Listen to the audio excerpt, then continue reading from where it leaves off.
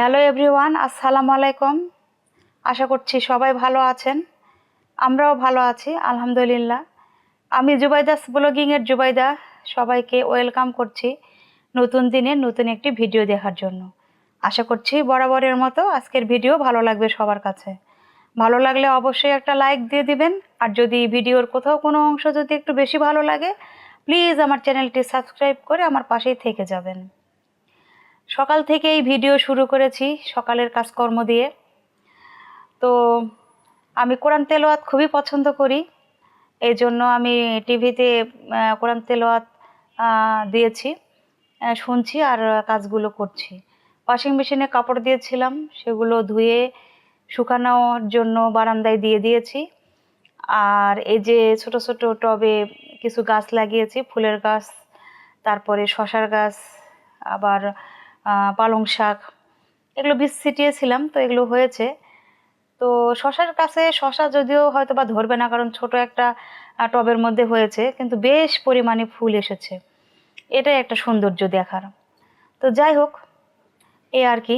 তো দেখছিলাম ফুলগুলো দেখতে অনেক ভালো লাগছিল। আর এই যে পালং শাক বেশ কয়েকটা হয়েছে, তো এগুলো উঠিয়ে খেতে হবে আর কি। এরপরে ভাবছি বড় একটা টবের মধ্যে লাগাবো, তাহলে অনেকগুলো হবে। সিজন আনসিজন সব সময় খাওয়া যাবে, কি বলেন? তো বাগানে ফুল এসেছে, ফুলগুলো দেখলাম। আর আকাশে বেশ ঝলমল রোদ, আকাশটা দেখতে অনেক ভালো লাগছে। চারিদিকটা একদম পরিষ্কার পরিচ্ছন্ন, খুবই ভালো লাগছে। তো সেটা একটু ক্লিপ নিয়েছি, সেটাও আপনাদের সাথে শেয়ার করলাম। আকাশের মতোই মনটা সবার পরিষ্কার হলে কতই না ভালো হতো, তাই না? তো ছুটির দিনে তো বাড়তি কাজ থাকবে, এটাই স্বাভাবিক।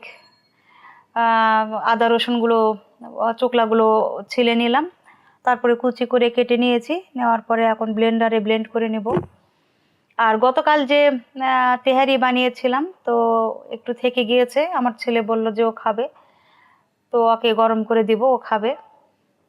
আর আমি এখানে আদা চা বসিয়েছি, আজকে লাল চা খাবো। তো লাল চা অবশ্য আদা দিয়ে খেতে খুবই ভালো লাগে। আমি তো মনে করি যে লাল চা মানেই আদা দিয়ে খেতে হবে, খুব ভালো একটা আদার ফ্লেভার পাওয়া যায়, ভালো লাগে। আর এখানে বাবুর জন্য একটা ওয়াটার পট নিয়েছি, পটটা অনেক ভালো। তো এখানে পানি ভরিয়ে নিব, আর এই যে স্যালাইনটা বানিয়ে নিব। তো আমরা মা ছেলে তো আজকে কারাটে ক্লাসে যাব, আমার ছেলের যেহেতু কারাটে ক্লাস আছে, আমি ওকে নিয়ে যাব। তো যাওয়ার আগে বানিয়ে নিব আর কি। সব রেডি করে রাখলাম, পরে আবার তাড়াহুড়া হয়, তখন দেখা যায় ছাড়া পড়ে যায়। সেজন্য আমি আস্তে আস্তে গোছানোর চেষ্টা করি যে কোনটা নিব কোনটা নিব না, সবগুলো হাতের কাছেই রাখার চেষ্টা করি। আর এই যে বিছানাটাও পরিষ্কার করে নিচ্ছি। সকালে ওগুলো কাজ করতে যে বিছানাটা একদম পরিষ্কার করতে পারিনি, তো এখন করে নিচ্ছি, তাই আপনাদের সাথেও শেয়ার করলাম। তো বিছানাটা ভালোভাবে ঝেড়ে নিচ্ছি।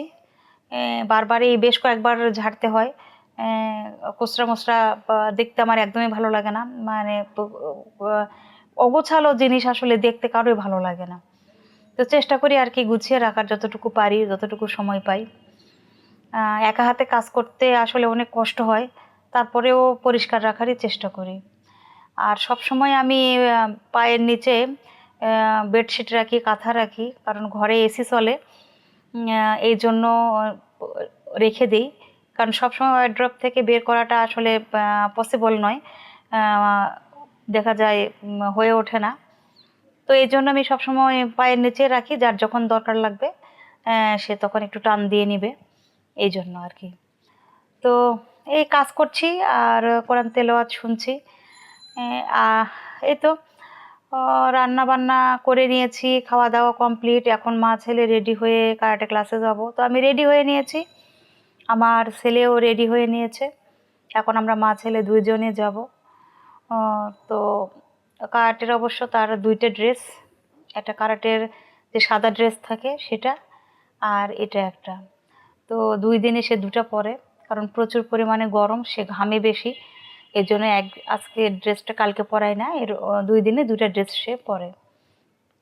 তো আমার ছেলে আর আমি রেডি হয়ে এখন বের হয়ে যাচ্ছি। তো ছেলেকে বললাম যে তুমি যাও, যে রিক্সা করো আর আমি আসতেছি। তো ওকে আগে পাঠিয়ে দিলাম, দেওয়ার পরে আমি এখন এই যে যাচ্ছি। এখন আমরা মা ছেলে দুইজনেই কারাটে ক্লাসে যাব। ও খুব এনজয় করে, ওর খুব চেষ্টা যে সে ব্ল্যাক বেল্টের অধিকারী হবে, ব্ল্যাক বেল্টার হবে। আপনারা সবাই দোয়া করবেন। ও মানুষ হিসেবেও খুব ভালো, ও খুবই সহজ সরল, ও মন মানসিকতা খুবই ভালো। তো মা হয়ে বলছি না, আসলে ও খুবই ভালো। আমি আমার ছেলেকে নিয়ে খুব প্রাউড ফিল করি।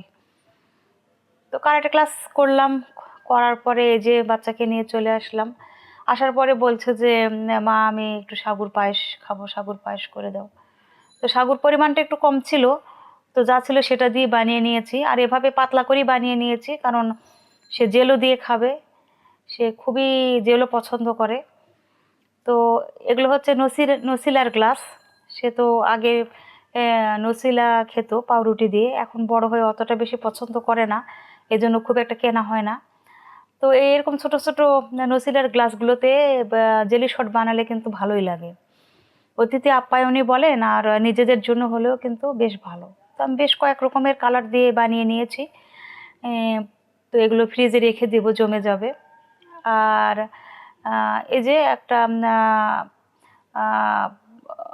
হার্ট শেপের সিলিকনের একটা হচ্ছে কি বলবো এটাকে, আচ্ছা একটা নাম দেন যেটা হয়, এটাতে আমি বানিয়ে নিয়েছি হার্ট শেপের। দেখতে কিন্তু অনেক ভালো হয়েছে। তো আমার আগার আগার পাউডারটা খুব একটা ভালো ছিল না, এ কারণে খুব একটা ভালোভাবে জমেনি। এর আগেও বানিয়েছি, তখন কিন্তু এভাবে লেগেছিল না। আমার মনে হয় আগার আগার পাউডারটা হয়তো ভালো ছিল না, বা বেশ কিছুদিন হয়ে গিয়েছে, এই কারণে হয়তো বা খুব ভালোভাবে জমেনি, এটাও হতে পারে। প্লিজ কাইন্ডলি আমাকে একটু জানাবেন তো আসলে কী জন্য এরকম হলো। আমি আসলে বুঝতে পারতেছি না। তো যাই হোক, খেতে কিন্তু ভালো হয়েছিল, দুর্দান্ত টেস্ট। কারণ যারা জেলো পছন্দ করে তাদের তো খুবই ভালো লাগবে। আর আমার ছেলে কালকে 3টা গ্লাসে যে বানিয়েছিলাম 3টাই খেয়ে ফেলেছে, ও খুবই পছন্দ করে জেলো দিয়ে সাগুর পায়েস। তো ও অন্য কোনো ফ্রুটস নেয় না, ও জেলো দিয়েই খায়। আর আমি আর মাহির আব্বু যদি খাই তাহলে অন্যান্য ফ্রুটস দিয়ে খাই। তো যাই হোক, এক একজনের এক এক রকম পছন্দ। আমার ছেলে এটা পছন্দ করে, আমি ওকে এভাবেই বানিয়ে দিই। দেখেন কতগুলো লেগে আছে, অনেকগুলো আসলে লেগেছিল। খুব ভালোভাবে মানে ওঠেনি, মানে জমে নাই আর কি। খুব ভালোভাবে জমলে সুন্দর মতো উঠে যেত। তো এখানে যে কয়টা হার্ট শেপ ছিল ডিজাইন করা, সে কয়টাই বানিয়ে নিয়েছি। যদি হার্ট শেপের এভাবে অনেকে বানাতে চান তাহলে বারবার করে একটু করে গরম করে ওখানে দিয়ে দিলে কিছুক্ষণ পর পর উঠিয়ে নিলে কিন্তু অনেকগুলো বানানো যাবে। আর এটা ছিল পরের দিন সকালে আমি নেহারি বানিয়েছি। আমরা আসলে নেহারিটা খুবই পছন্দ করি, ঈদের সময় খেয়েছি, ঈদের পরেও আমরা খাই। নেহারিটা সবার খুবই পছন্দ। আমি এখানে সানের মশলা দিয়ে বানিয়েছি, দেখেন কতগুলো হয়েছে। এটা কিন্তু 5 লিটারের একটা প্রেশার কুকার হকিংসের, আমি এটাতে বানিয়ে নিয়েছি, অনেকগুলো হয়েছে। তো আমি খুব মানে কম মানে পরিশ্রমে আর কি এটা বানাই। সানের মশলা দিয়ে প্রথমে হচ্ছে তেলের মধ্যে পেঁয়াজটা ভালোভাবে ভেজে নিই, নেওয়ার পরে সানের মশলাটা দিই, দেওয়ার পরে এই নেহারিটা দিয়ে ভালোভাবে কষিয়ে পানি দিয়ে সিদ্ধ করি। তারপরে আমি ঘিয়ের সাথে একটু 2টা শুকনো মরিচ, তারপরে আদা রসুন আর পেঁয়াজ কুচি দিয়ে ভালোভাবে বেরেস্তার মতো করে নিয়ে ঘিয়ের মধ্যে একদম করে নিয়ে তারপরে আমি এটা বাগার দিই, ঘিয়ে বাগার না দিলে এটা কখনোই টেস্ট হবে না। আর বাইরে যেহেতু প্রচুর বৃষ্টি হচ্ছে, সেহেতু নান বা কোনো মানে নান আর হচ্ছে তান্দুর কোনো কিছু নিয়ে আসা সম্ভব হয়নি, এই জন্য আর কি আমরা বাসায় রুটি বানিয়েছি, সেটা দিয়ে খেয়েছি। আর দুপুরের জন্য আবার রান্না করে নিলাম। আমি স্পাইসি খাবার খেয়েছি সকালে, এর জন্য আর ভালো লাগছিল না, তো আমার জন্য বানিয়েছি আর কি মিষ্টি কুমড়া পুঁই শাক আর এই যে ছোটো চিংড়ি দিয়ে, এটা দিয়ে আমি খেয়ে নেব। আর বাবা ছেলে তো মুরগির মাংস দিয়ে ভাত খেয়ে নিয়েছে। তো এই ছিল আমাদের আজকের রান্না বান্না। তো যাই হোক, সবাই ভালো থাকবেন, সবার জন্য দোয়া শুভকামনা। আপনারা আমার ছেলের জন্য দোয়া করবেন, আমাদের জন্য দোয়া করবেন। আমিও মন থেকে আপনাদের জন্য দোয়া করি। আপনারা যে যেখানে আছেন ভালো থাকেন, সুস্থ থাকেন, নিরাপদে থাকেন। আপনাদের সন্তানও যেন খুব ভালো একজন মানুষ হয়। আমি যেমন আমার সন্তানকে নিয়ে প্রাউড ফিল করি, আপনারাও আপনাদের সন্তানকে নিয়ে প্রাউড ফিল করবেন। তো সবাই সবার জন্য আমরা দোয়া করি, সবার জন্য শুভকামনা। আজ এ পর্যন্তই। কথা হবে নেক্সট কোনো ভিডিওতে। আল্লাহ হাফেজ।